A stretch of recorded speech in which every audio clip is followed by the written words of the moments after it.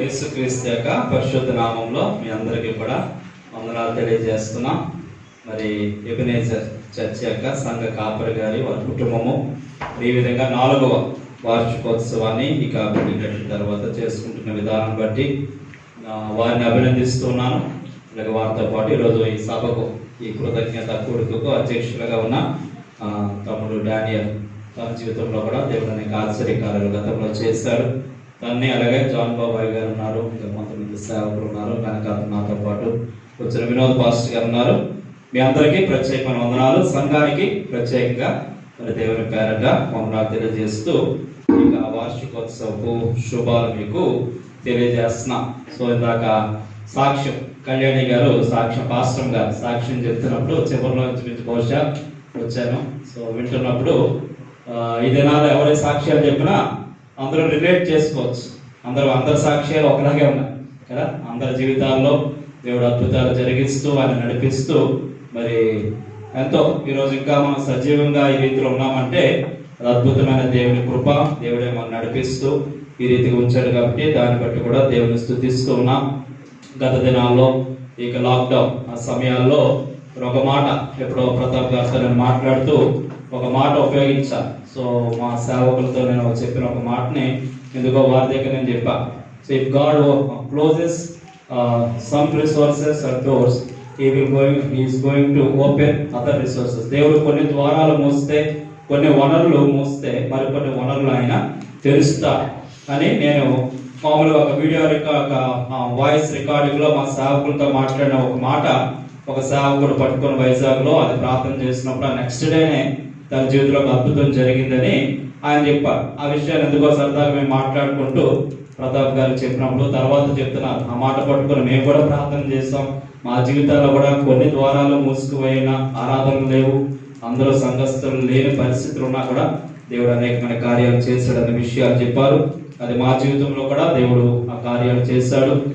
ఆ యొక్క తన కాపుదల, తన సమృద్ధిని ఇవ్వడంతో పాటు ఆరోగ్యం మనకు అనుగ్రహించి నడిపించాడు. అలాగే కొన్ని క్లిష్టమైన అనుభవాలు గుండా కుటుంబం వెళ్ళింది. మన సమయాల్లో కూడా వచ్చి మరి కలవడానికి కొంత ప్రయత్నం చేస్తాం, కానీ ఎరువులు మరి 2 సార్లు కూడా నేనున్నప్పుడు ఆ పాస్టర్ గారు లేకపోవడం, పాస్టర్ ఉన్నప్పుడు నేను లేకపోవడం, అలా మొత్తానికి కొంత కలవలేకపోయాం. ఏదైనప్పటికీ రోజు ఈ రీతిగా రమ్మని అడిగినప్పుడు ఇది ఒక అవకాశంగా భావించి మరొకసారి మిమ్మల్ని కలుసుకోవడానికి మరి ప్రార్థనా పూర్వకంగా మరి ముందుకు వెళ్ళడానికి దేవుడు మరి సహాయం చేస్తాడు. దేవుడికి ఒకసారి స్తోత్రం చేద్దామా? హల్లెలూయా. మంచిది. మనందరి జీవితాల్లో ఆయన మంచి దేవుడిగా ఉన్నాడు. ఆయన తన కృపను మనకు అందిస్తూ తన సహాయంతో నడిపించే దేవుడు ఉన్నాడు. కృతజ్ఞత సమయం ఇది. ఒక సంగమగా దేవుడు మిమ్మల్ని పిలిచాడు, పరిచయంలో దేవుడు పిలిచాడు. చాలా మరి ఆల్మోస్ట్ పెళ్ళి అవ్వడానికన్నా ముందు, నాకు వివాహం అవడానికన్నా ముందు నుంచి కూడా బహుశా మరి ప్రతాప్ గారు కొంత పరిచయం ఏమో, మొత్తానికి లాంగ్ బ్యాక్ చాలా కాలం నుంచి ప్రతాప్ గారు పరిచయం ఉన్నది. అప్పటి నుంచి కూడా దేవుడు వారి కుటుంబం పట్ల దేవుడు అనేకమైన కార్యాలు చేస్తూ మరి సేవలు అభివృద్ధి చేస్తూ అలాగే టీచింగ్ మినిస్ట్రీ ఆ యొక్క బోధన పరిచయంలో కూడా దేవుడు తన బలంగా వాడుకుంటున్నాను బట్టి సంఘంగా మీరు వారితో పాటు నిలువబడి ఇస్తున్న ప్రోత్సాహాన్ని బట్టి ప్రత్యేకంగా దేవుని స్తుతిస్తూ దేవుని మహిమపరుస్తున్నాం. సో ఏ వాక్యం చెప్పాలి, ఇక కృతజ్ఞత లేకపోతే ఇక డెడికేట్ యానివర్సరీ సందర్భంగా ఏం చెప్పాలని చెప్పి అన్నప్పుడు దేవుడు కొన్ని వాక్యాలు ఇచ్చాడు. సిద్ధపడ్డాను. అంటే మార్నింగ్ డివోషన్ ఉదయకాల సమయంలో నేను ప్రార్థన చేసుకుంటున్నప్పుడు డైలీ పోర్షన్ అనుదినము నేను చదువుకునే వాక్య భాగంలో వచ్చి ఒక వాక్య భాగం వచ్చింది. సో అసలైన ప్రసంగానికి వెళ్ళడానికి ముందు ఎందుకు ఆ వాక్యాలు మరి నాకు వాస్తవం అనిపించింది, ఈ కుటుంబానికి వాస్తవం అనిపించింది. దాన్ని బట్టి ఎర్లీ మార్నింగ్ చక్కగా మిమ్మల్ని బట్టి దేవుని స్తుతించాను, పాస్టర్ గారిని బట్టి దేవుని స్తుతించి ముందుకు వెళ్ళడానికి దేవుడు సహాయం చేశారు. ఒక్కసారి వాక్యం చదివాక వేరే సందేశంలోకి వెళ్ళాలని చెప్పి ఆశపడుతున్నాను. మొదటి దినవృత్తాంతాల గ్రంథము 29వ అధ్యాయం. మొదటి దినవృత్తాంతాల గ్రంథము 29వ అధ్యాయము 10వ వచనం నుంచి కొన్ని మాటలు నేనే చదువుతాను. మొదటి దినవృత్తాంతాల గ్రంథము 29వ అధ్యాయము 10వ వచనం. ఈ వచనాలు, ఈ మాటలు ఎవరు ఏ సందర్భంలో మాట్లాడారని చూస్తే, దావీదు తను చక్కగా రాజ్య పరిపాలన చేశాడు. తన రాజ్య పరిపాలన అయిన తర్వాత తన కుమారుడైన సొలొమోనుకి పట్టాభిషేకం చేయడానికి సిద్ధపడుతున్న సమయం, ఆ రాజ్యాన్ని లేకపోతే సింహాసనాన్ని అప్పగిస్తూ ముందుకు వెళ్ళే పని. సింహాసనంతో పాటు మరొక పెద్ద భారాన్ని కూడా తన కుమారుడి మీద అప్పగిస్తున్న పరిస్థితి. దావీదు అనుకున్నాడు, ఒక మందిరం కడదాం దేవుని కోసం అనుకున్నాడు. అయితే దేవుడు అన్నాడు, నువ్వు కాదు, నీకు కుమారుడు ద్వారా జరిగిస్తాను అన్నప్పుడు ఆ బాధ్యతలు ఆయనకు అప్పగించే సందర్భంలో ఒక తృప్తితో కూడిన ప్రార్థనలోనే ఒక తృప్తితో కూడిన మాటలు చాలా మనందరి జీవితాల్లో కూడా ఇవి మరి వాస్తవంగా అనిపిస్తున్నాయి. కాబట్టి ఆ మాటలు కొన్ని చదివి నేను వినిపించాలని ఆశపడుతున్నాను. 10వ వచనం నుంచి చదువుతున్నా. రాజైన దావీదు కూడాను బహుగా సంతోషపడి సమాజం పూర్ణముగా ఉండగా యెహోవాకు ఇట్లు స్తోత్రములు చెల్లించెను. మాకు తండ్రిగానున్న ఇశ్రాయేలుల దేవా యెహోవా, నిరంతరము నీవు స్తోత్రార్హుడు. యెహోవా, భూమి ఆకాశములందు సమస్తమును నీ వశము. మహాత్యమును పరాక్రమమును ప్రభావమును తేజస్సును ఘనతయు నీకే చెందుచున్నవి. యెహోవా, రాజ్యము నీది, నీవు అందరి మీదను నిన్ను అధిపతిగా హెచ్చించుకొని ఉన్నావు. ఐశ్వర్యమును గొప్పతనమును నీ వల్ల కలుగును. నీవు సమస్తమును ఏలువాడు. బలమును పరాక్రమమును నీ దానము. హెచ్చించువాడమును అందరికీ బలమిచ్చువాడము నీవే. మా దేవా, మేము నీకు కృతజ్ఞతాస్తుతులు చెల్లించుచున్నాము. ప్రభావము గల నీ నామమును కొనియాడుచున్నాము. ఈ ప్రకారము మనఃపూర్వకముగా ఇచ్చే సామర్థ్యము మాకుండుటకు నేను ఎంత మాత్రపు వాడను, నా జనులు ఎంత మాత్రపు వారు. సమస్తమును నీ వలన కలిగినవే కదా. నీ స్వసంపాద్యములో కొంత మేము నీకు ఇచ్చి ఉన్నాము. ఇవన్నీ ఇప్పుడు వివరించే సమయం కాదు, కానీ ఐ హార్ట్ ఆఫ్ గ్రాటిట్యూడ్ కదా, కృతజ్ఞతతో కూడిన ఈ మాటలు అనేవి ఇక్కడ మనకి కనిపిస్తూ ఉన్నాయి. వాస్తవానికి రాజ్యంలో లేదా పరిపాలనా కాలంలో ఎన్నో ఒడిదుడుకులు ఉన్నాయి. దావీదు జీవితం మనం చూస్తే ఎంతగా దేవుని ఆరాధకుడిగా దేవుని కొరకు గొప్పగా వెళ్ళిన సందర్భం ఉన్నా ఆయన జీవితంలో ఎన్నో క్లిష్టమైన అనుభవాలు, క్లిష్టమైన పరిస్థితులు గుండా వెళ్ళినప్పటికీ ఆయన జీవితపు చివరి దశలో లేదా తన అధికారాన్ని తన కుమారుడుకు బదిలీ చేసే కాలంలో ఏమి సరుగుడు లేదు, బాధ లేదు, ఒకలాంటి ఆవేదన లేదు. ఏదో నేను ఇంకా సాధించలేకపోయానే, మందిరాన్ని కడదానుకున్నా అది ఒక్కటే మిగిలిపోయిందని చెప్పి ఆ బాధ లేదు. కానీ ఏది దేవుడు చేస్తాడో, ఏది నా జీవితం అనుగ్రహించాడో వాటిని జ్ఞాపకం చేసుకుంటూ దేవుని స్తుతిస్తూ, హెచ్చించేవాడు నీవే, ఎంతటి వాడు నేను, ఈరోజు నీవే మాకు ఈ స్థితిని అనుగ్రహించావని చెప్పి దేవునికి కృతజ్ఞత చెల్లించే ఈ చక్కని మాటలు ఈరోజు మనందరి జీవితాల్లో అది డెవలప్ చేసుకోవడం మంచిది. ది హార్ట్ ఆఫ్ గ్రాటిట్యూడ్, కృతజ్ఞతతో కూడిన మనస్సు అనేది దేవుడు ఎల్లప్పుడూ మన జీవితాల్లో అనుగ్రహించాలని చెప్పి దేవుడు కోరుతున్నాడు. సో మన నుంచి దేవుడు ఆశించే వేరు డబ్బులు లేకపోతే వేరే అన్నిటికన్నా ఎక్కువగా ది హార్ట్ ఆఫ్ గ్రాటిట్యూడ్, కృతజ్ఞతతో కూడిన మనస్సు అనేది మన జీవితాల్లో దేవుడు కోరుకుంటున్నాడు. ఈ కృతజ్ఞత అనేది ఏదో దేవునికి ఆయనకి మేలు చేసేది మాత్రమే కాదు, ఈరోజు మనందరి జీవితాల్లో కృతజ్ఞత చెల్లించే మనస్సు మన చుట్టూ ఉన్న వాతావరణాన్ని మార్చేస్తారు. మనలో ఉన్న ఒకలాంటి నిరుత్సాహ పరిస్థితులు కానీ, మనలో ఉన్న కొన్ని ఇంకా సాధించలేదే, కొన్ని జరగలేదే, ఎందుకు ఇలా జరిగిందనే ప్రశ్న కానీ మటుమాయమైపోయి దేవుని మహిమపరిచే గొప్ప స్థితిని అనుగ్రహిస్తారు. హెన్రీ ఫ్రాస్ట్ అని ఒక దైవజనుడు ఉన్నాడు. చైనాకు మిషనరీగా వెళ్ళాం. హెన్రీ ఫ్రాస్ట్ ఆయన చైనాకు వెళ్ళిన తర్వాత కొంత పరిచర్యలు ఎందుకో ఎన్నో ఒడిదుడుకులు కలుగుతున్నాయి. అనుకున్నవేవి సాధించలేకపోతున్నాడు. ముందుకు వెళ్ళలేని పరిస్థితిలో ఒకసారి అనుకున్నాడట, ఏంటి నా హృదయంలో నెమ్మది లేదు, సమాధానం లేదు, ఈ చైనాను వదిలేసి నేను వెళ్ళిపోవాలి. సరే మా మనసులో డిప్రెషన్కి లోనైపోయాడు, గలిబిలికి లోనైపోయాడు, ఒకలాంటి బాధకు లోనైపోయాడు. అలాంటి టైంలో ప్రార్థన చేయడానికి మోకరిస్తూ ఉంటే ప్రార్థన చేయబుద్ధి వేయట్లేదు, ప్రార్థనకి మనసు వెళ్ళట్లేదు. వాక్యం చదువుదాం, ఎన్నోసార్లు వాక్యం గురించి లోతుగా తెలుసు కదా, వాక్యం ద్వారా ఆదరణ దొరుకుతారేమో అని ప్రయత్నం చేస్తుంటే వాక్యం ద్వారా కూడా నెమ్మది దొరకట్లేదు. వాక్యం ద్వారా కూడా ఎంతో మరి చదవలేని పరిస్థితులు ఉన్నారు. అనుకున్నాడు, నాకు డిప్రెషన్ నుంచి నేను బయటికి రాలేను, ఎలాగైనా ఇంకా చైనాను వదిలేసి వెళ్ళిపోతానని చెప్పి అనుకున్న టైంలో తన గదిలోకి వెళ్ళాడు. ఆ గదిలోకి వెళ్ళినప్పుడు ఎప్పుడో అక్కడ పెట్టుకున్న ఒక బోర్డు కనపడింది. ఆ బోర్డు మీద ఉన్న మాట ఏంటంటే ట్రై థ్యాంక్స్ గివింగ్ అనే మాట కనిపిస్తుంది. ట్రై థ్యాంక్స్ గివింగ్, కృతజ్ఞతలను ప్రయత్నం చేసి చూడు, కృతజ్ఞతలను ప్రయత్నం చేసి చూడు అనే ఒక మాట అక్కడ కనిపించిందట. సరే, ప్రార్థన చేయడానికి ప్రయత్నం చేశాను, ముందుకు వెళ్ళలేదు. వాక్యం చదువుతున్నా ఈ టైంలో నా బుర్రలోనికి ఎక్కట్లేదు.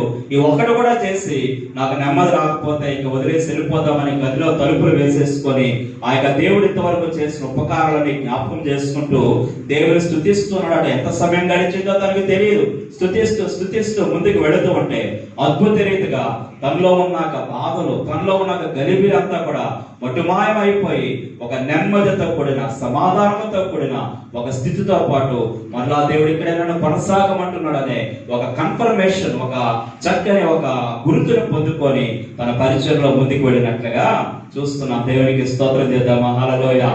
ఈ రోజు దేవుడు మీ పట్ల, మా పట్ల దేవుడు చెప్తున్న ఒకటే మాట, ట్రై థ్యాంక్స్ గివింగ్. కృతజ్ఞతను ప్రయత్నం చేసి చూద్దాం. ఏ విధంగా కూడా మీకు నెమ్మది రావట్లేదా? ఆయన మీకున్న అనుమానాలకి, ప్రశ్నలకి జవాబు రావట్లేదా? ఇంకా కొన్ని భయాలతో మిగిలిపోతున్నారా? ఈరోజు దేవుడు చెప్తున్న మాట, ఆయన చేసిన ఉపకారాలు దావీదు ఏ రీతిగా తన జీవితకాలం అంతటిని కాల్చి వడపోసి అందులో దేవుడు చేసిన వాటిని ఉపకారంలో జ్ఞాపకం చేసుకొని ఆయన స్తుతిస్తున్నాడు. ఆ రీతిగా మనం ముందుకు వెళ్ళినప్పుడు దేవుడు అద్భుతమైన తన కృప, సమాధానము మనకు అనుగ్రహించడానికి ఆయన ఇష్టపడుతున్నాడు. మంచిది. ఈరోజు ప్రధానమైన వర్తమానముగా క్లుప్తంగానే తెలియజేస్తాను. Why you need a church. ఎందుకు ఒక మా సంఘం అనేది నీకు కావాలి అనే విషయం గురించి ఒక 5 విషయాలు మనం జ్ఞాపకం చేసుకొని ముందుకు వెళ్ళడానికి ప్రయత్నం చేద్దాం. Why you need a church. సంఘం అనేది ఎందుకు కావాలి? సంఘం అనే మాటకి మరి చాలా సార్లు ఒక నిర్వచనం, గతంలో గ్రేట్ కమిషన్ కాన్ఫరెన్స్ అనేది మీ మధ్య చేస్తాను, అప్పుడు కూడా మన టీచింగ్స్ లో మీకు తెలియజేస్తాను. సంఘం అంటే సింపుల్ డెఫినిషన్, బాగా క్లుప్తమైన చిన్న నిర్వచనం ఏంటంటే, ఒకసారి అందరూ కూడా మీ వేరేలా చూపిస్తారా? అందరూ మెరుగుకున్నారో లేదో తెలుస్తుంది. చూస్తే కూడా నిద్రపోవడం అనేది బాగా వస్తుంది కదా, అలా చూస్తే కూడా అందరు ఇక్కడ ఉన్నారు కదా. ఓకే, సంఘం అనే మాట నిర్వచనం చెప్పనా? ఒకసారి ఆ వేరుని ఇలా పెట్టుకోండి అందరూ కూడా. సంఘం అంటే ఏంటండి? నేను కదా. సంఘం అంటే నేను. సంఘం అంటే ఇది కా బిల్డింగ్ బిల్డింగ్ కావాలి మనకి, కూర్చోడానికి, ఆరాధన చేయడానికి బిల్డింగ్ కావాలి. బట్ చర్చ్ అంటే ఒక మరి దేవుల్లో రక్షించబడిన వ్యక్తుల యొక్క సముదాయము. ఎ ఫ్యామిలీ ఆఫ్ ఫ్యామిలీస్ అంటారు. కుటుంబాలతో కూడిన ఒక పెద్ద కుటుంబము సంఘం అంటే. ఎన్నో కుటుంబాలు ఉంటాయి, చిన్న చిన్న కుటుంబాలు ఉంటాయి. ఈ కుటుంబాలన్నింటి యొక్క కలయికగా ఒక పెద్ద కుటుంబముగా దేవుడే యేసుక్రీస్తే శిరస్సుగా ఉన్న ఈ కుటుంబములో నిన్ను నన్ను దేవుడు సభ్యులుగా చేసి ఈ సంఘముగా దేవుడు మనం చేస్తాడు. సో ఈ దినాల్లో మనకి అలవాటైపోయిన మాట, బాగా ఇంతకు ముందు లేకుండా కూడా పరిచయం ఎన్నో చక్కని మాటలు మనకు ఉన్నాయి కదా. ఈరోజు చర్చ్ అనేది మందిరంలో జరుగుతారా, ఆన్లైన్ లో జరుగుతారా అనేది అలవాటు అయిపోయింది కదా. సో ఆన్లైన్ లో జరిగిన ఆరాధన అది ఆరాధన మందిరమే. ఇక్కడ జరిగినది దేవుడు ఏది అనుమతిస్తే అది మొత్తానికి విశ్వాసుల సమూహముగా ఒక సహవాసాన్ని కలిగి ముందుకు వెళ్ళడానికి దేవుడు ప్రేరేపించేదిగా సంఘముగా మనకు కనిపిస్తుంది. మధ్యలో కొన్ని వాక్యాలు మనం చూస్తాం. అయితే ఒక ప్రధానమైన ఒక ముఖ్య వాక్య భాగం అపొస్తలుల కార్యాలు 2వ అధ్యాయము 42 నుంచి 47 వరకు ఒకరు ఎవరైనా చదివితే దాని నుంచి మరి సంఘములో ఉండాల్సిన కొన్ని అంశాలు ఏంటి బాగా చాలా మంది తెలిసిన వాక్య భాగమే. జస్ట్ దాన్ని ఆధారంగా చేసుకుని మరికొన్ని వాక్యాలు మనం చూద్దాం. సంఘం ఆదిమ సంఘములో ఏమున్నాయి, సంఘంలో ఉండాల్సిన ఎలిమెంట్స్ ఏంటి ఆలోచన చేస్తే అపొస్తలుల కార్యాలు 2:42 నుంచి 47 కనిపిస్తుంది. ఒకసారి ఎవరైనా రొట్టె విరుచుట యందును ప్రార్థన చేయుట యందును ఎడతెగక ఉండిరి. అప్పుడు ప్రతి వానికిని భయము కలిగెను. మరియు అనేక మహత్కార్యములను సూచక క్రియలను అపోస్తలుల ద్వారా జరిగెను. విశ్వసించిన వారందరూ ఏకంగా కూడి తమకు కలిగినదంతయు సమిష్టిగా ఉంచుకొనిరి. ఇదియు కాక వారు తమ చరా స్థిరాస్తులను అమ్మి అందరికీ వారి వారి అక్కర కొలది పంచిపెట్టిరి. మరియు వారేక మనస్కులై ప్రతిదినము దేవాలయంలో తప్పగా కూడుకొనుచు ఇంటింటా రొట్టె విరుచుచు దేవుని స్తుతించుచు ప్రజలందరి వలన దయ పొందిన వారై ఆనందముతోను నిష్కపటమైన హృదయముతోను ఆహారము పుచ్చుకొనుచుండిరి. మరియు ప్రభు రక్షణ పొందుచున్న వారిని అనుదినము వారితో చేర్చుచుండెను. ఒక మాట, చివరి మాట నా వెనకాల అందరూ చెప్తారా? మరియు ప్రభువు రక్షణ పొందుచున్న వారిని అనుదినము వారితో చేర్చుచుండెను. సింపుల్ గా దీనికి అర్థం ఏంటంటే ఇట్ ఇస్ గ్రోయింగ్. ఈ సంఘం అనేది అనుదినము పెరుగుతుంది. ఆదిమ సంఘం అనేది ప్రతిరోజు అనేక మంది కొత్తగా చేర్చబడుతూ ఉన్నారు. కారణం ఏంటి? ఆదిమ సంఘము పెరగడానికి కారణం ఏంటి అంటే, మరి ఇందులో కూడా వివరాలన్నీ చెప్పను కానీ, ఆ సంఘములో ఆ ఉన్న సహవాసములో ఏమేమి ఉన్నాయంటే 42 నుంచి మనం చదివిన వాక్య భాగాల్లో ఒకసారి మనం చూస్తే అక్కడ అపోస్తలుల బోధ ఉంది, సహవాసం ఉంది, రొట్టె విరుచుట ఉంది, అలాగే దేవుని భయం అనేది ఉంది, మహత్కార్యాలు ఉన్నాయి, సూచక్రియలు ఉన్నాయి, అలాగే ఒకరినొకరు పట్టించుకొని సమిష్టిగా పంచుకునే పరిస్థితులు మనకు కనిపిస్తున్నాయి. అలాగే ఇంటింటా వారు కూడుకుంటూ సహవాసంలో ముందుకు వెళుతున్నారు. ప్రజల నుంచి ఒక దయ పొందుకున్న వారుగా కనిపిస్తున్నారు. నిష్కపటమైన హృదయముతో మరి దేవునిలో ముందుకు కొనసాగుతున్న వారు ఉన్నారు. నిజమైన ఆనందాన్ని అనుభవిస్తున్న వారు ఉన్నారు. ఇవన్నీ ఎప్పుడైతే ఉన్నాయో అద్భుతంగా ఏం జరిగిందో అక్కడ అనేక మంది సంఘములోనికి చేర్చబడుతున్నారు. కానీ ఈరోజు సంఘం యొక్క అభివృద్ధి, సంఘములో దేవుని కొరకైన కార్యాలు ఇంకా జరగడానికి మనం ఏ రీతిగా ఉండాలి? సంఘం అంటే నేను అని చెప్పాను కదా, నీవు నేనే సంఘము. సో మనము ఏ రీతిగా ఉంటే ఇది అభివృద్ధి చెందుతుంది అనేది ఒక నమూనాగా, ఇన్ని సంవత్సరాలు గతించిన, వేల సంవత్సరాలు అయిపోయినా ఈ ఆదిమ కాలపు సంఘం అనేది ఒక నమూనాగా మనకు కనిపిస్తుంది. ఈ రోజు ఇందులో ఏవేవో మనలో మిస్సింగ్ ఎలిమెంట్స్ గా ఉన్నాయో, ఏవి మనం కోల్పోయావో మనం చూసుకొని వాటిలో ముందుకు వెళ్ళడానికి ప్రయత్నం చేద్దాం. సో ఉన్న చదివి ఇప్పుడు చెప్పినవి ఇంచుమించు 9-10 లక్షణాలు ఉన్న అవన్నీ మనం చూడం కానీ, ఒక 5 విషయాలు సంఘం అనేది మనకు ఎందుకు కావాలి, why you need a church, ఒక సహవాసము, ఒక సంఘం ఎందుకు కావాలో 5 విషయాలు మనం చూడడానికి ప్రయత్నం చేద్దాం. మొట్టమొదటిగా చూస్తే సంఘం ఎందుకు కావాలంటే to help you centre your life around God through worship. ఈ మాటకి అర్థమేంటో తెలుసా? ఆరాధన అనే ఒక ప్రక్రియ ద్వారా దేవుని చుట్టూ నీ జీవితాన్ని కట్టుకోవడానికి సంఘం అనేది కావాలి. ఇంకా సింపుల్ గా దాన్ని చెప్పాలంటే ఆరాధించడానికి సంఘము కావాలి. దేవుని ఆత్మతో సత్యముతో ఆరాధించడానికి సంఘము కావాలి. కలిసి ఒక సహవాసముగా దేవుని మహిమపరచడానికి సంఘము కావాలంటూనే ఆ మాటలో మనకు అర్థమయ్యేది ఏంటో తెలుసా? నిజమైన ఆరాధన అంటే ఏంటో తెలుసా? దేవుని చుట్టూ నీ జీవితాన్ని కట్టుకోవడము. Centre your life around God. ఈరోజు దేవుని చుట్టూ మన జీవితాలతోనే ఒకసారి ప్రశ్న వేసుకోవాలి. దేవుని చుట్టూ ఉండడం అంటే అర్థం ఏంటో తెలుసా? ఎక్కువగా నీ మనస్సు అనేది ఏ ఆలోచనలతో ఎంగేజ్ అయి ఉండిపోతుంది. దేవుని గురించిన తలంపుల చుట్టూ నీ మనస్సు పరుగులెడుతుంది. ఈ భూమి మీద మనం జీవిస్తున్నప్పుడు ఉద్యోగాలు మనం చేయాలి, లేకపోతే కుటుంబాలు పోషించుకోవాలి, పరిస్థితులు ఇవన్నీ కావాలి. అయితే ఇవన్నీ ఉన్నప్పటికీ కూడా ఈరోజు ఆరాధన అనే మాటకు కేవలం ఆదివారం నాడు ఇక్కడ ఇచ్చే ఆ 10 నిమిషాల సమయంలో ఓ పాట పాడేసి దేవునికి చేతులెత్తి స్తుతి చెల్లించడం ఆరాధన కాదు. కానీ ఈరోజు ఆరాధన అంటే నీ జీవితంలో దేవుడే ఒక కేంద్రముగా చేసుకొని ఆయన చుట్టూ నీ జీవితాన్ని కట్టుకోవడము. ఇందాక దావీదు అన్న రీతిగా నేను హెచ్చించబడ్డానంటే, ఈ స్థితిలో ఉన్నానంటే, ముందుకు వెళ్తున్నానంటే నా దేవుడే నాకు కారణం అని చెప్పి తన ఐశ్వర్యాన్ని బట్టి కాదు, తన బలమును బట్టి కాదు, వేరే దాన్ని బట్టి కాదు, దేవుని బట్టే ముందుకు వెళ్తున్నాను అన్న మాటలో దేవుని చుట్టూ కట్టుకోవడం అనే ఆ డెఫినేషన్ మనకు కనిపిస్తుంది. సంగమా లేదా సేవకులు ఉన్న మనము, నేను, మనందరి జీవితాల్లో ఈరోజు దేవుడు కోరుతున్నది ఏంటి తెలుసా? దేవుని చుట్టూ మన జీవితాన్ని కట్టుకుందాం. ఆయన గురించిన తలంపులు, ఆయన గురించి ఉన్నతమైన ఆ యొక్క ఆలోచనలు ఆయన ఏ రీతిగా మనకు అనుగ్రహించాడు. అవును, కొన్ని ద్వారాలు మన జీవితాల్లో మూసుకుపోయే పరిస్థితులు ఉన్నాయి, కొన్ని నష్టమైన పరిస్థితులు మనకు ఉన్నాయి, కొన్ని క్లిష్టమైన పరిస్థితులు ఉన్నాయి.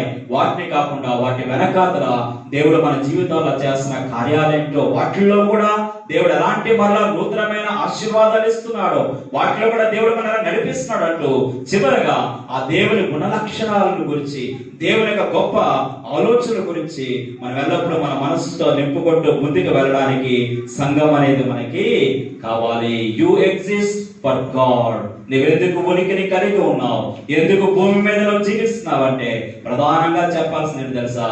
దేవుని కొరకు మీరు ఉనికిని కలిగి ఉన్నారు. కొంతమంది అంటారు, నా పిల్లల కోసం నేను బ్రతుకుతున్నానండి, లేదా ఇక దేని కోసం బ్రతుకుతున్నానండి, ఇంకా ఈ రకరకాల మాటలు చెప్పొచ్చు. ఈరోజు మనందరం అర్థం చేసుకోవాల్సిన మాట, దేవుని కోసం మన భూమి మీద ఇంకా మన ఆయుష్ కలిగి ఉన్నాం తెలుసా? దేవుని కొరకు మనం బ్రతుకుతున్నాం. ఆ దేవుని మన క్రియల ద్వారా, మన జీవితం ద్వారా, మన పరిచర్య ద్వారా మహిమపరచడానికి దేవుడు ఆలోచన కలిగినట్లుగా మనం చూస్తూ ఉన్నాం. క్రిస్మస్ సీజన్ లోనికి ఎంటర్ అయ్యా. ఒకప్పటి లాంటి హడావుడి కొంత అంతా మనకు కనపడట్లేదు. ఈ పాటికి 1వ తారీఖు నుంచి కార్యక్రమాల హోరు మనకు కనపడేది. అయితే పరిస్థితులు బట్టి అని కార్యక్రమం చేయకపోయినా, ప్రోగ్రామ్స్ లేనంత మాత్రాన ఆ క్రిస్మస్ జాయ్ ఉండాల్సిన అవసరం లేదని అనుకోక్కర్లేదు. అది ఇట్స్ ఎ ఫ్యాక్ట్. యేసుక్రీస్తు లోకానికి రావడం అనేది ఒక సత్యము. ఆయన మన జీవితాన్ని రక్షించడం అనేది ఒక సత్యము. ఆయన మనకు నిత్యుడగు తండ్రిగా, సమాధానకర్తగా, ఆయన భుజాల మీద రాజ్యభారం అంతా మోస్తూ పరిస్థితులన్నింటి మీద ఒక సార్వభౌముడు ఉన్నాడనేది సత్యము. కాబట్టి ఆ సత్యాన్ని బట్టి ఎల్లప్పుడూ మనము దేవుని స్తుతిస్తూ మనకు ముందుకు వెళ్లాల్సిన అవసరం కనిపిస్తుంది. కాబట్టి యేసుక్రీస్తు రావడం, పుట్టడము చాలాసార్లు విన్న తర్వాత దాని గొప్పతనం మనకు అర్థమవ్వదు. దేవుని మనం దాన్ని బట్టి కొన్నిసార్లు పెద్దగా ఉన్నతి చేయలేం, ఆరాధన చేయలేం. బట్ ఒక చిన్న ఉదాహరణ మీకు చెప్తాను. దాన్ని ఆధారంగా చేసుకుంటే దేవుని గొప్పతనం ఏంటో మనకు అర్థమవడానికి అవకాశం ఉంటుంది. 2003 సంవత్సరంలో అమెరికాకి ఇరాక్ యుద్ధం జరుగుతున్న సంవత్సరం అది. అమెరికాకి ఇరాక్ యుద్ధం జరుగుతున్న సమయం చాలా వాడిగా వేడిగా ఉంది. మా అమెరికా నాశనం చేసేస్తామని మొత్తానికి సద్దాం హుస్సేన్ నాయకత్వంలో మరి రకరకాల ప్రయత్నాలు జరుగుతున్నాయి. అమెరికా నుంచి చాలా మంది సైనికులు వెళ్ళిపోయి అక్కడ ఉండిపోయారు. బాగ్దాద్ అనే ఆ పట్టణం ఆ చుట్టుపక్కల చాలా మంది సైనికులు ఉండిపోయారు. అమెరికా వారు చేసుకునే క్రిస్మస్ కన్నా దానితో పాటు అంతే సమానంగా చేసుకునే ఒక పండుగ ఉన్నది, లేదా ఒక ప్రత్యేకమైన ఒక ఆనవాయితీ వారికి ఉంది. ఏంటంటే థ్యాంక్స్ గివింగ్ డే అంటారు. కృతజ్ఞత దినాన్ని వారు పాటిస్తారు.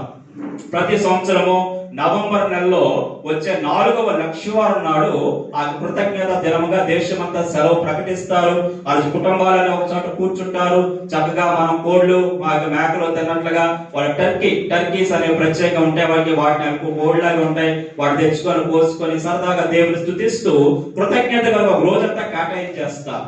సో ఎవరికి వాళ్ళు కుటుంబాల దగ్గర ఉన్న వాళ్ళందరూ కూర్చొని చక్కగా వెళ్తారు. అయితే అమెరికా సైనికులు చాలా మంది ఎక్కడ ఉండిపోయారు? బాగ్దాద్ పట్టణంలో ఉండిపోయారు. యుద్ధ భూమిలో వాళ్ళు ఉండిపోయారు. వాళ్ళు అనుకుంటున్నారు, అయ్యో మా ఇంటి దగ్గర ఉండుంటే మేము కూడా సంతోషంగా ఉండుండేవాళ్ళం, యుద్ధ భూమిలో ఉండిపోయాం. అయినా పర్వాలేదు, కొంత సమయాన్ని కొంతమంది ఆ యుద్ధానికి సంబంధించిన కార్యక్రమాలు చూస్తే అవకాశం ఉన్నవారు ఒక హాల్లో గ్యాదర్ అయ్యారు. వాళ్ళు గ్యాదర్ అయ్యి దేవుని కృతజ్ఞత చెల్లిద్దాం, దేవుని మహిమ పడతామని చెప్పి వారి పక్క మాట్లాడుకుంటూ పాటలు పాడుకుంటూ వెళ్తున్నారు. అయితే ఇలాంటి థ్యాంక్స్ గివింగ్ డే రోజు వాడుకున్న ఒక ఆనవాయితీ ఏంటో తెలుసా?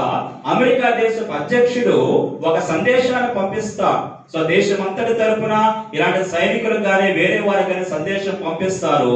అది చదువుకోవడం వారికి ఆనవాయితీ.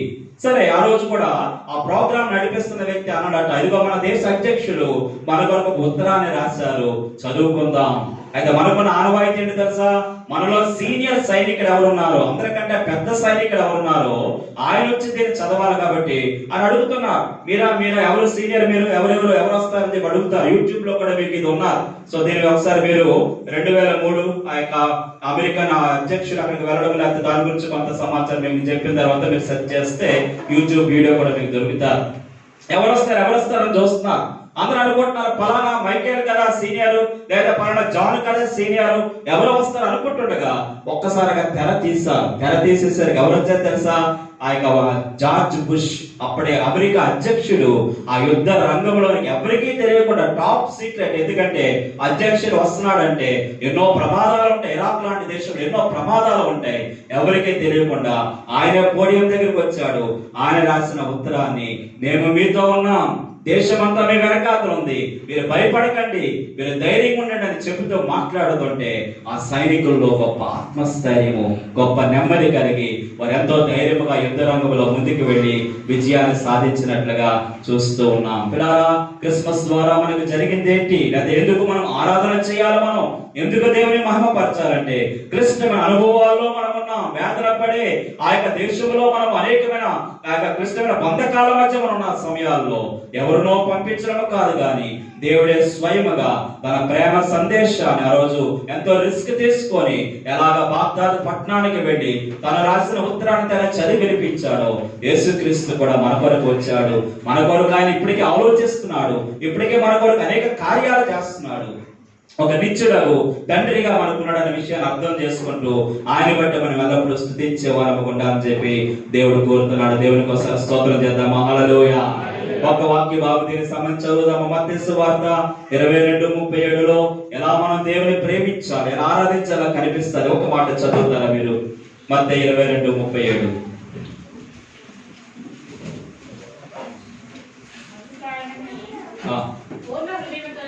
ఎస్,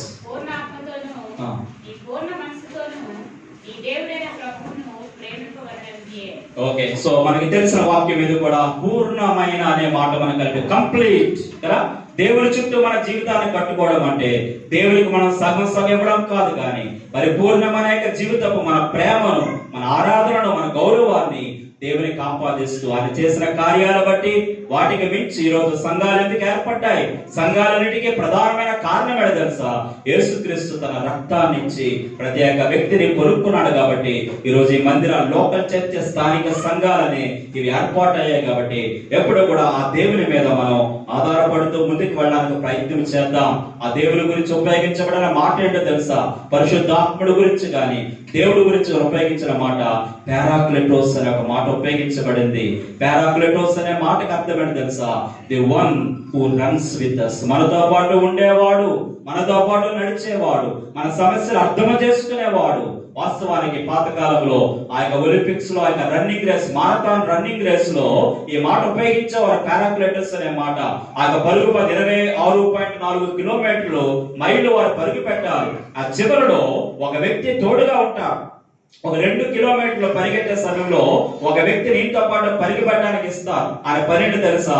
ఈయన ఆగిపోతుంటే, అలసిపోతూ ఉంటే యూ కెన్ డూ, నువ్వు ముందుకు వెళ్ళగలవు, నువ్వు పరుగు పెట్టగలవు అని చెప్పి ధైర్యం చెప్పడానికి ఒక వ్యక్తిని పాత ఒలింపిక్స్ రేటర్స్ లో ఇచ్చేవారు. సో దేవుడు మనకి ఎవరో తెలుసా?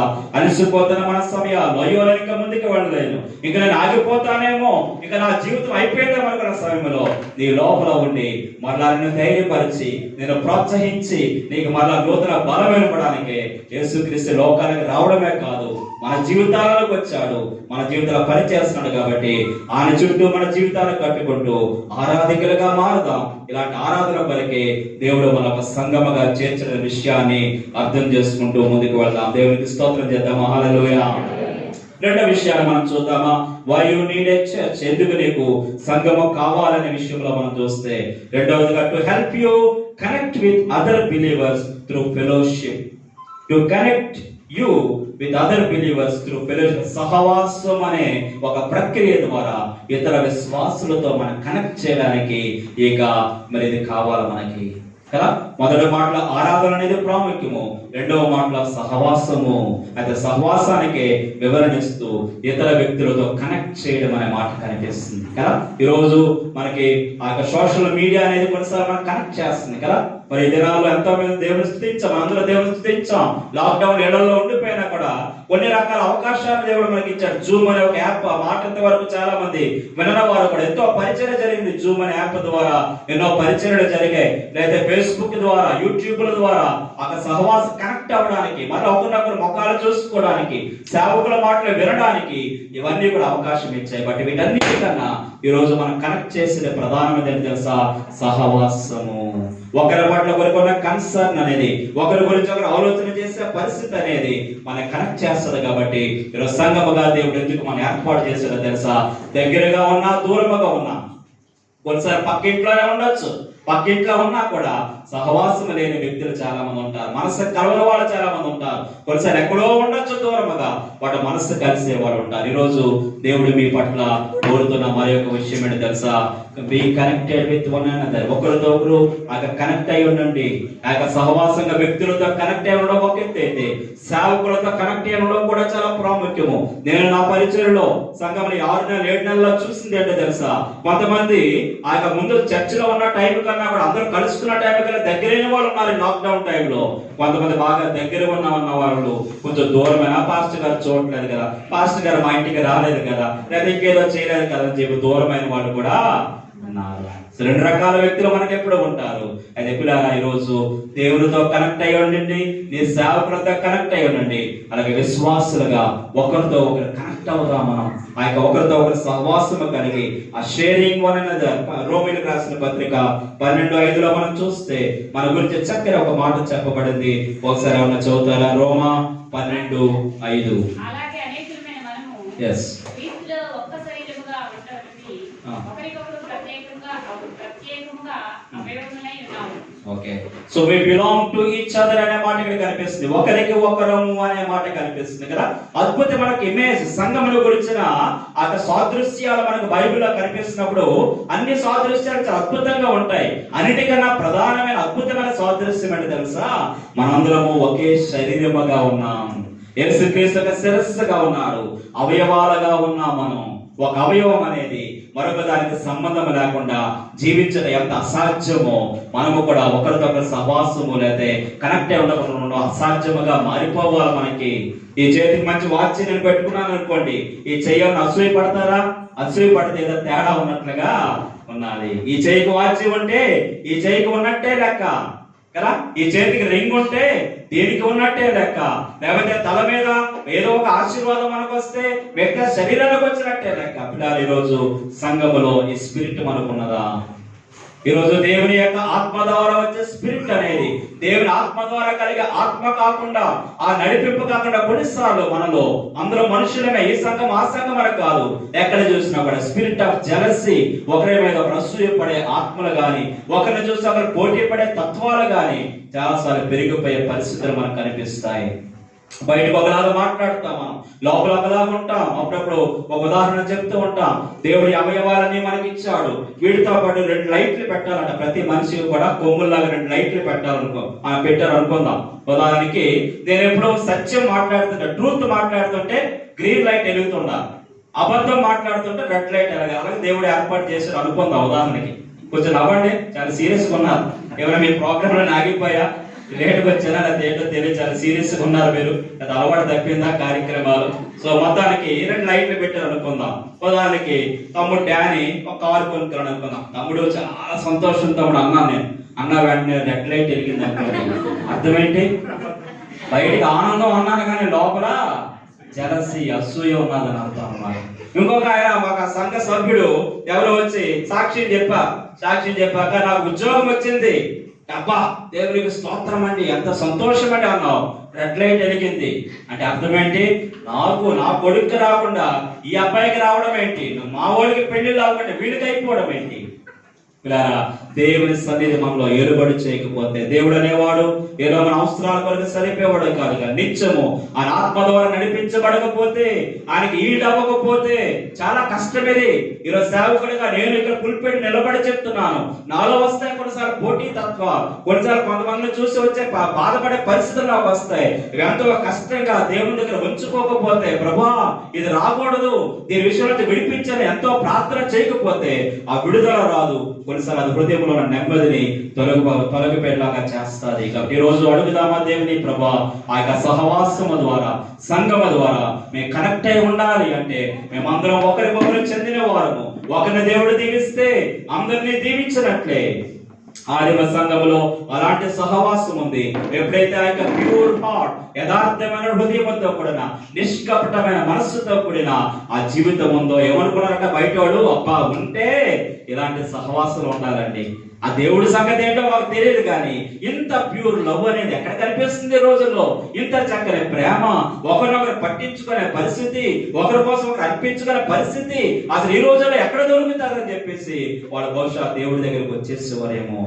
ఈరోజు అన్యుల మధ్య అనేక మంది ప్రజల మధ్య, దేవుని ఎరుగని అనేక మంది ప్రజల మధ్య జీవిస్తున్న మనలో ఆ చక్కని ఒక సహవాసపు అనుభూతి అనేది దేవుడు అనుగ్రహించడానికి మిమ్మల్ని సంగమగా కట్టాడు. కాబట్టి ఈ సంఘంలోనే సహవాసం అని కాదు, సార్వత్రిక సంఘముగా, సేవకులుగా దేవుని ఎప్పటికప్పుడు అడుగుదాం, ప్రభా మేము ఒకరికొకరు కనెక్ట్ అవ్వడానికి సహాయం తెచ్చండి. ఆ ప్రేమను వ్యక్తం చేయడానికి దేవుడి సహవాసం ఇచ్చాడేమో కదా. సృష్టి చేయడానికి ముందు తత్వం ఏం చేసేది, త్రియేక దేవుడు ఏం చేసేవాడు అని ఒకసారి పోపుని అడిగారట. పోపుని ఎవరో ప్రశ్నించారట, సృష్టి కలగక ముందు తండ్రి, కుమార, పరిశుద్ధాత్మ దేవుడు ఉన్నారు కదా, ఆ తత్వము ఏం చేసేవారంటే they use to love each other. ఒకరినొకరు, ఏకదేవుడైనా 3 వ్యక్తిత్వాలు ఉన్నాయి. ఆ షేరింగ్ లవ్ అనేది, ప్రేమను పంచుకునే పరిస్థితి అనేది జరిగేదన్న జవాబు చెప్పాడట. ఈరోజు మన జీవితాలను అడుగుదామా, ట్రూ ఫెలోషిప్ మాకు ఇవ్వండి ప్రభా, మా సేవకులతో కనెక్ట్ అవ్వాలి, సంఘంలో ఒకరితో ఒకరు మేము కనెక్ట్ అవ్వాలి ప్రభా. ఈ కనెక్ట్ అవ్వడంలో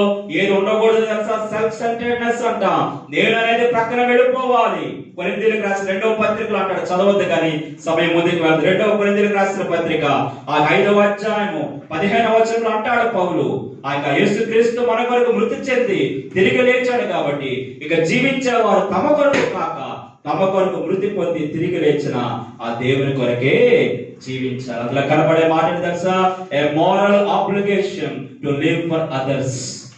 ఇతరుల కొరకు జీవించాలనే ఒక నైతిక బాధ్యత దేవుడు మన మీద పెట్టాడు. కాబట్టి అలాంటి బాధ్యతలో ముందుకు వెళ్ళడానికి దేవుడు సహాయం చేయాలని ట్రూ ఫెలోషిప్ లో ఈ సహవాసము కూడా ముందుకు వెళ్ళాలని చెప్పి కోరుకుంటూ 3వ పాయింట్లోకి వెళుతున్నాను. 3వదిగా why you need a church, ఎందుకు నీకు సంఘము కావాలి అనే విషయాన్ని చూస్తే to help you cultivate spiritual maturity through discipleship.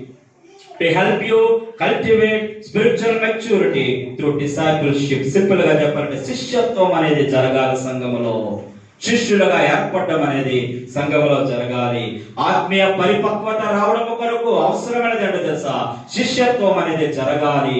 ఆ శిష్యత్వము కొరకు అనేది సంఘము కావాలి. గతంలో ఇక గ్రేట్ కమిషన్ కాన్ఫరెన్స్ టీచింగ్ పెట్టినప్పుడు మీరు చాలా మంది అటెండ్ అయ్యారు. సంఘము కొరకే పెట్టాము, చాలా మంది అటెండ్ అయ్యారు. అందులో శిష్యత్వం అంటే ఏంటి, శిష్యులుగా చేయాలంటే ఎలా చేయాలనే విషయాలు చాలా విషయాలు మనం చూస్తాం. అయితే అవన్నీ మనం కూడా జ్ఞాపకం చేసుకునేది కాదు. కానీ శిష్యత్వములో ఆ యొక్క డైలీ ప్రతిరోజు కూడా వాక్యమును నేర్చుకోవడం, ప్రతిరోజు కూడా ఎదుగుదల, ప్రతిరోజు కూడా ఆ యొక్క దేవుని యొక్క వాక్యమును నేర్చుకుంటూ ఎదిగే ఒక ప్రక్రియ అనేది మన జీవితాల్లో కావాలని చెప్పి దేవుడు కోరుతున్నాడు.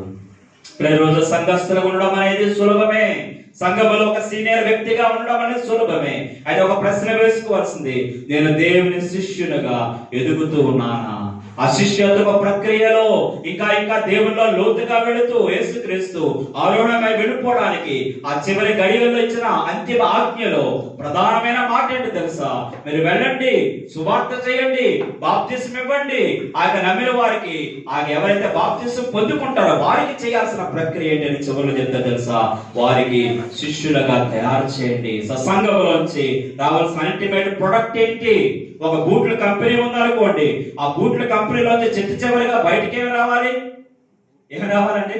బూట్లే కావాలి. లేస్ బయటకు వచ్చిందని అబ్బా లేస్ వచ్చింది బయటికి అనేది సంకలు గుద్దుకుంటే ఉపయోగము లేదు. అబ్బా సోల్ తయారైపోయింది, భలే ఉంది భలే ఉంది అని చక్కలు గుద్దుకుంటే ఉపయోగము లేదు. బూట్ల కంపెనీలోంచి బూట్లు బయటకు వచ్చినప్పుడే దానికి పర్పస్ అనేది సాల్వ్ అయినట్లు.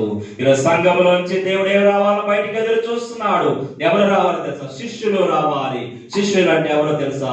వాక్యంలో క్రమంగా నేర్చుకునేవారు, లోబడేవారు, దేవునికి లోబడుతూ, అలాగే ఈ లోకంలో దేవుడు మన మీద ఒక నాయకులుగా పెట్టిన ఆ సంఘ కాపరికి లోబడుతూ అనుదినము కూడా దేవుని యొక్క సత్యాన్ని ఇతరులు కూడా బోధిస్తూ ముందుకెళ్లే వ్యక్తులుగా ఉండాలని చెప్పి దేవుడు మన జీవితాల్లో ఆయన కోరుతున్నాడు. గడిపిలారా దేవుని మీద ఆధారపడదామా? ప్రభు ఇంకా మేము ఎదగాలి నాయన, శిష్యత్వ ప్రక్రియలో ఎదగాలి ప్రభా, నీ గురించి ఇంకా వాక్యములో లోతుగా ఎదగాలి ప్రభా అని చెప్పి దేవుని అడుగుదాం. ఒక వాక్య భాగాన్ని చదువుకుందాం.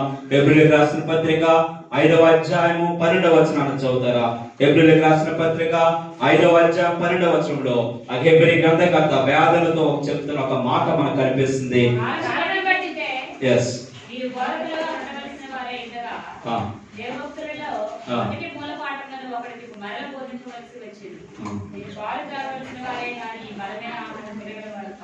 ఓకే. సో సింపుల్ గా చెప్పాలంటే వాక్యం భాగంలో ఆ హెబ్రీ గ్రంథకర్త బాధపడుతుందంటే తెలుసా, సంఘాన్ని నేను చూస్తూ ఉంటే పాలపేకలు పెట్టుకున్న శిశువులు కనిపిస్తున్నారు నాకు. ఎవరు కనిపిస్తున్నారండి? పాలపేకలు పెట్టుకున్న శిశువులు కనిపిస్తున్నారు. దీని గురించి శిష్యత్వం గురించి ఒకసారి ఒక టీచింగ్ ప్రోగ్రామ్ మాకు అయింది హైదరాబాద్ లో. వేరే ఒక దేశం నుంచి వచ్చిన ఒక టీచింగ్ ప్రోగ్రామ్ పెడుతూ ఆయన మొత్తానికి అమెరికా నుంచి చాలా కష్టపడి ఒక బొమ్మ మోసుకొచ్చాం. ఆ బొమ్మ ఏంటంటే మాస్క్ పెట్టుకుంటే ఒక పెద్ద బొమ్మ, బట్ చిన్న బాబు బొమ్మ అనమాట. ఆ బాబుకి చిన్న పాలపేక పెట్టుకున్నట్టుగా ఆయన పెట్టుకుని మా అందరి దగ్గరికి ఇలా వచ్చి చూపిస్తున్నాడు. సో ఏంటి అంటే ఈరోజు సంఘాల్లో వీడు ఉన్నారు ఎక్కువగా పాలపేకలు పెట్టుకున్న వారు. ఏం చేస్తారు? పాలపేకలు పెట్టుకున్న పిల్లలు ప్రతి దానికి ఏడుస్తారు. కష్టమా బాగుంటాయి నవ్వుతారు, చిన్న కష్టం వస్తే ఏడుస్తారు, చదువుకుంటారు, లేకపోతే బాధపడతారు. ఈరోజు సంఘాలలో ఆత్మీయ పరిపక్వత కలిగిన వారు కావాలి. ఎదగాలి మనము.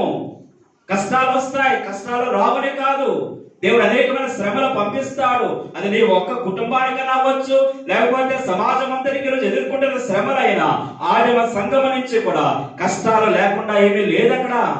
కష్టాల్లోనే సంఘం ఎదిగింది, కష్టాల్లోనే దేవుడు అభివృద్ధి చేశాడు వారిని. అయితే తృప్తి కలిగి వారు దేవుని వాక్యం నేర్చుకుంటూ శిష్యత్వంలో వారు ఎదుగుతూ ముందుకు వెళ్ళిన పరిస్థితులు కనిపిస్తున్నాయి. కాబట్టి ప్రేమైన వారారా, ఈరోజు మనలో దేవుడు కోరుతున్నది పసిపిల్లల స్థాయిలోంచి ఎదుగుదాం. అప్పుడప్పుడు నేను ఆ యొక్క కొన్ని విషయాలు జ్ఞాపకం చేసుకుంటూ ఉంటాను.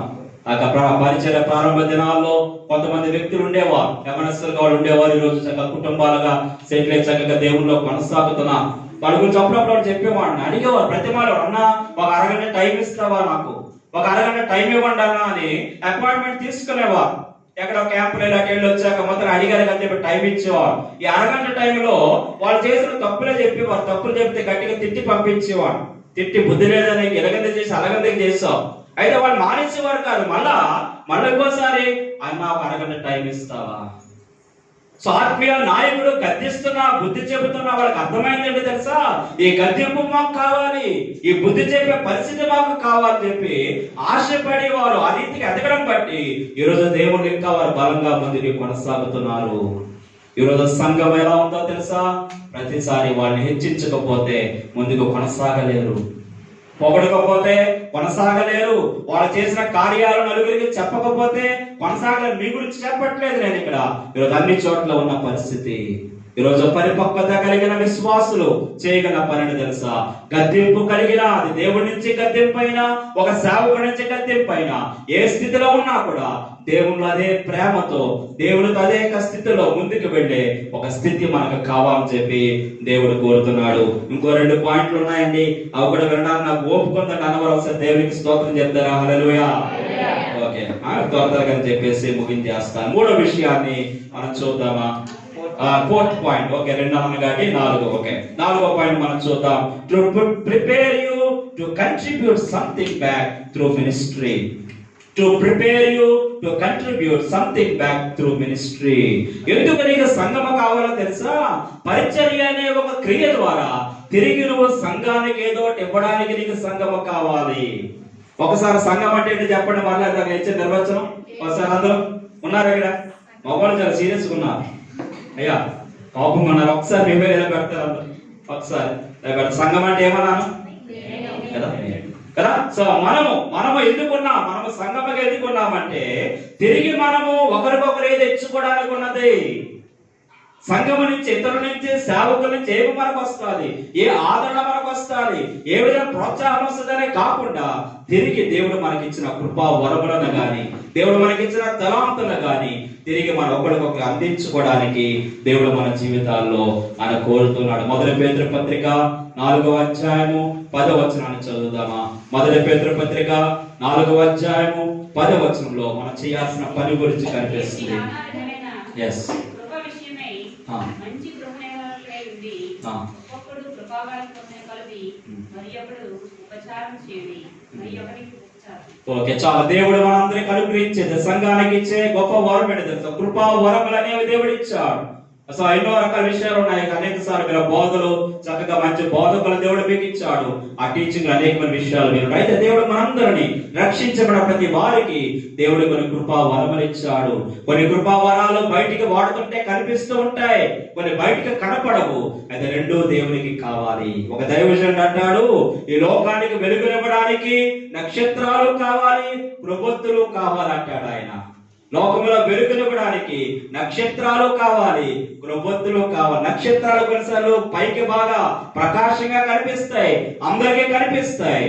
అయితే కొన్నిసార్లు వాటి విలువ ఎప్పుడు ఉండదు. ఎప్పుడో తెలుసా?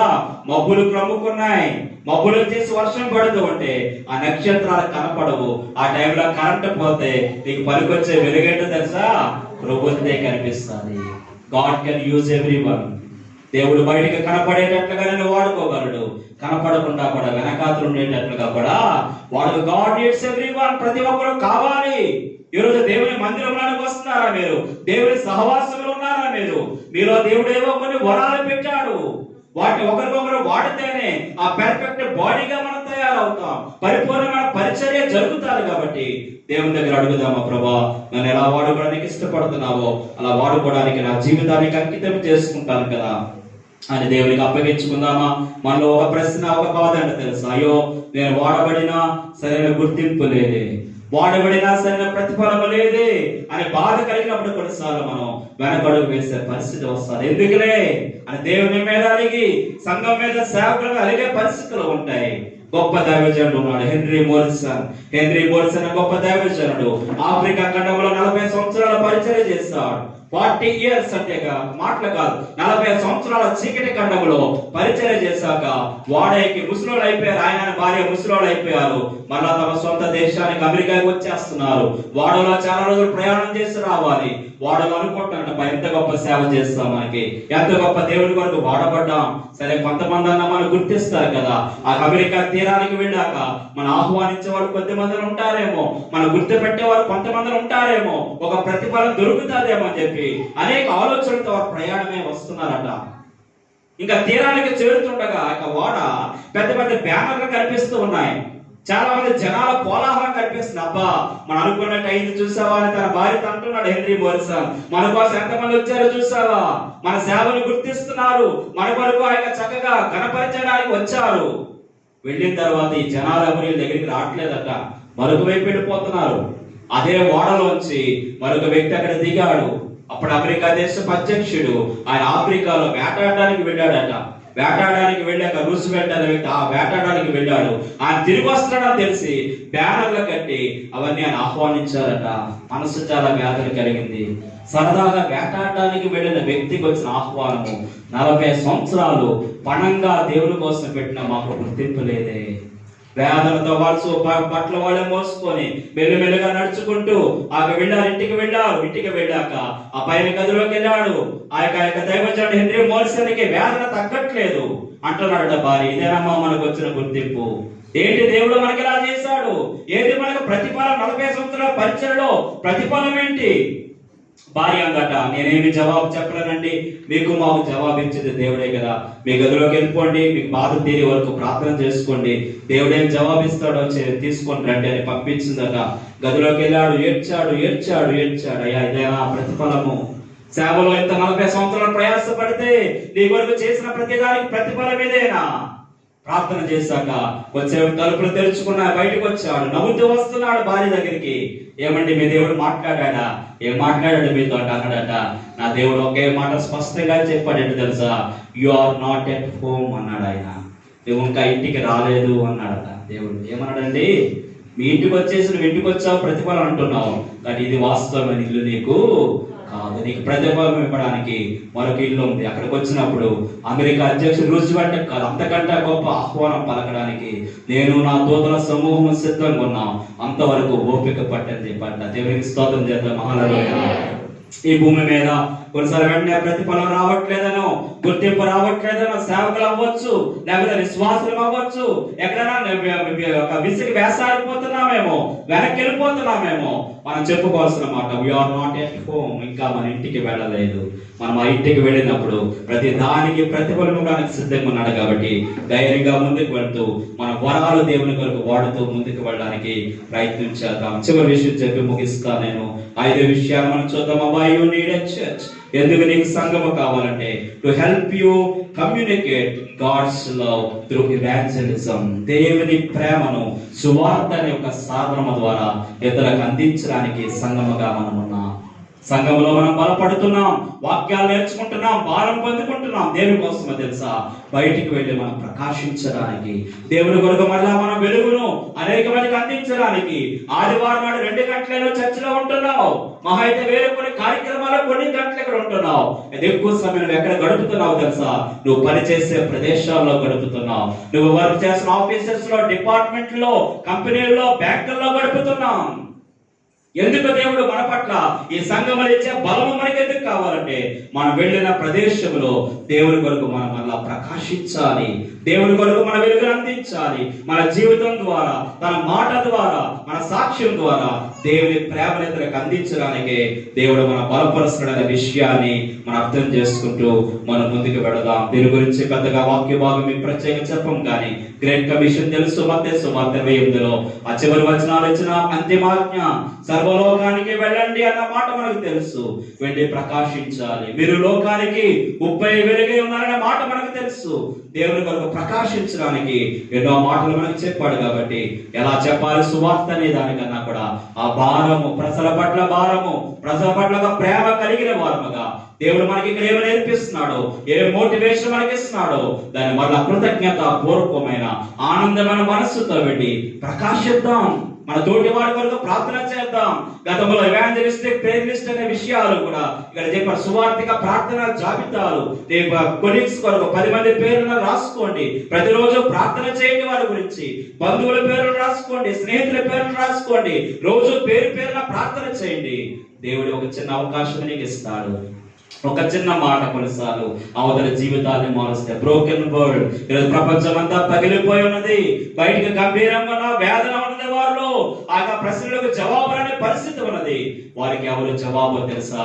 దేవుడి జవాబు కరెక్టే, బట్ ఎవరి ద్వారా జవాబు అంటే నీ ద్వారా, నా ద్వారానే ఆ జవాబు. దాని కొరకు కొన్నిసార్లు ఆ సువార్త చెప్పే పనిలో, దేవుని సాక్షిగా ఉండే పనిలో కొన్నిసార్లు మనకి కలిగిపోయినా, కొన్ని నష్టాలు మనకి ఎదురైనా దేవుడి వరకు చివరి వరకు నిలవబడడానికి, ఆయన ఇచ్చిన బాధ్యతల ముందుకు వెళ్ళడానికి ప్రయత్నం చేద్దాం. బహుశా నాకు ఇచ్చిన సమయం కన్నా చాలా ముందుకు వెళ్ళిపోయినట్టున్నాను. ఒక చిన్న ఉదాహరణ చెప్పేసి నేను ముగిస్తాను. మొలోక్ అయిన ఒక దీవి ఉన్నది. మొలోక్ అయిన ఐలాండ్ ఒక దీవి ఉన్నది. ఆ యొక్క హవాయ్, ఆ ప్రాంతంలో హవాయ్ దీవులు ఉంటాయి. ఆ దీవుల్లో మొలోక్ అనేది ఒక దీవి. ఆ దీవి దేనికి ప్రసిద్ధి అంటే హవాయి ప్రాంతానికి, లేకపోతే ఇక ప్రాంతానికి చాలా మంది వేరే దేశాల వారు వలస వెళ్ళిపోతుంటారు. అక్కడ ఈ వలస వెళ్ళిపోయినప్పుడు ఆ రోజుల్లో చాలా కాలం క్రితం కుష్టి వ్యాధి అనేది బాగా అక్కడ సంక్రమించింది. ఈ కుష్టి వ్యాధి బాగా సంక్రమించిన టైంలో ఇది అంటువ్యాధి, ఈరోజు కరోనా ఎలా అంటువ్యాధిగా ఉన్నదో ఆ కుష్టి వ్యాధి అంటువ్యాధి. దానికి ఇంకా మందులు లేవు, నయం అవ్వదు. కానీ ఏం చేసేవారంటే సీక్రెట్ గా వాళ్ళకి ఏం చెప్పకుండా తీసుకెళ్లి ఆ మొలోకై దీవుల్లో పడేసేవారు. ఇంకా వాళ్ళు బయటకు వచ్చే ప్రసక్తి లేదు, అక్కడే చావాలి వాళ్ళంతే. అలాది వేలాది మంది వ్యక్తుల్ని ఆ మొలోకై దీవుల్లో పడేశారు.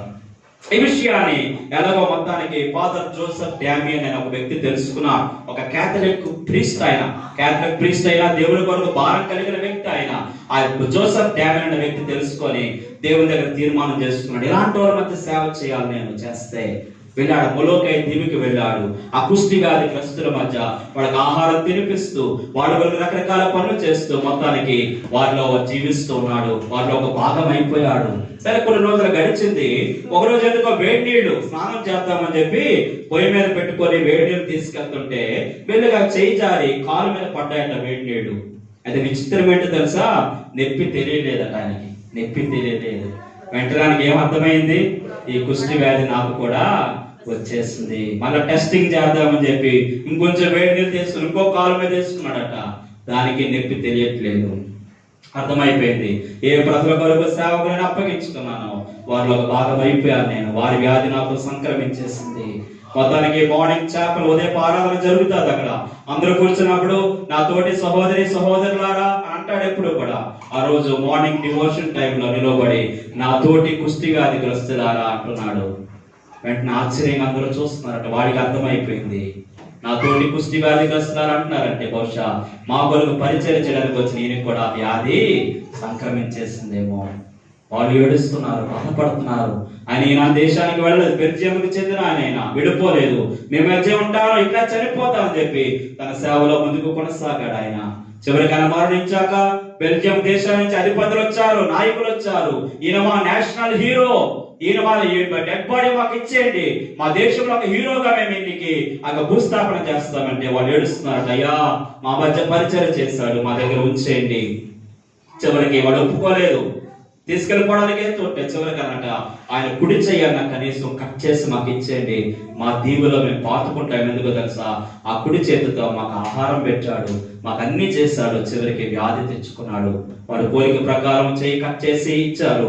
ఆ మొలోకై దీవులు ఇప్పటికీ కూడా ఆ ఒక్క చెయ్యితో కూడా సమాధి, ఫాదర్ జోసెఫ్ డామియన్ సమాధి అక్కడ ఉన్నది.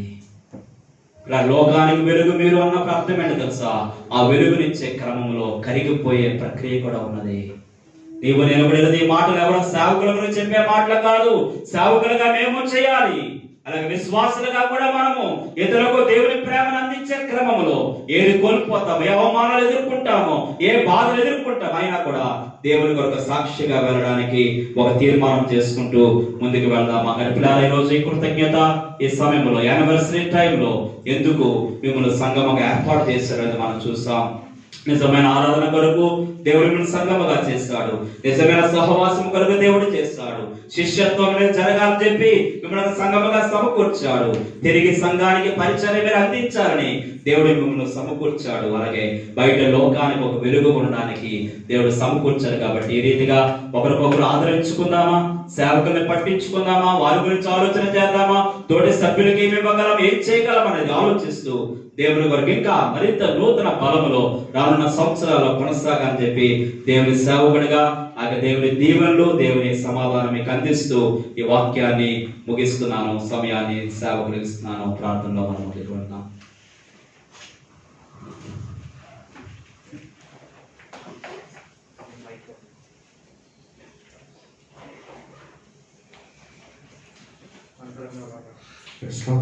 అందరం ప్రార్థనలో ప్రార్థనకు వెళ్దాం. అందరం కలుసుకుందాం. రమేష్ గారు ఉన్నారు, ఈ వాక్యాన్ని మన మధ్యలో ఎత్తుపట్టి ప్రార్థన చేస్తారు. అందరం కలుసుకుందాం. దేవుడు నాతో మాట్లాడాడని ఒకవేళ ఎవరైనా దేవుడు నన్ను ప్రేరేపిస్తున్నాడు అన్నవారు యవనస్తులారా కలుసుకుందాం. ఎంతసేపు దేవుని వాక్యం విన్నాం, దేనికి తిరిగి మన స్పందన